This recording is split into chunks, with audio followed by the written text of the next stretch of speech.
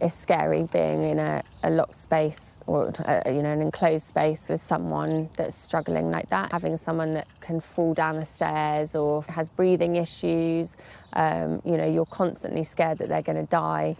Naomi's dad is alcohol and drug dependent. He has bounced between sobriety and traumatic behaviour her whole life. But this second national lockdown has exacerbated his addictions. I mean, January, February for anyone with mental health issues is really hard anyway. And I think all the small things that gave shape to his life have now been stripped away.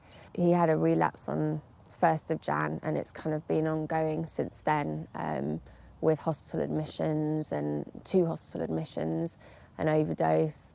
And you just sort of can't see the end. I think it's the hopelessness of it and there's not an end point. Addiction is an illness in isolation, and when the entire country is cocooned in lockdown, it gives the most perilous of issues space to thrive.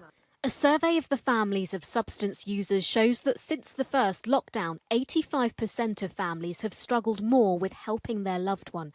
Almost half witnessed increased alcohol or drug use. Another charity says they've seen an 86% rise in the number of people seeking help this January compared to last.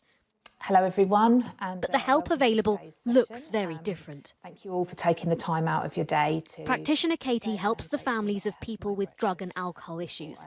The anonymity of joining virtual support groups can be comforting, but some are missing out.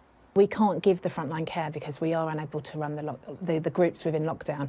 We can run them via Zoom sessions, but obviously it doesn't work in the same way. It doesn't have the same feeling for people. There's not that same level of support.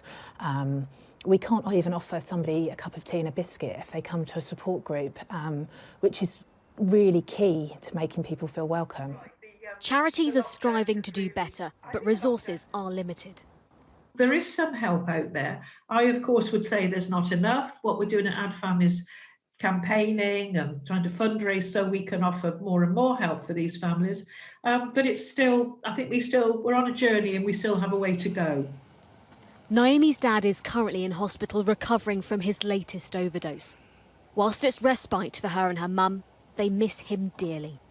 For many, the end of lockdown means renewed freedoms, but for millions with dependency issues, it would also mean stopping this triggering period in its tracks.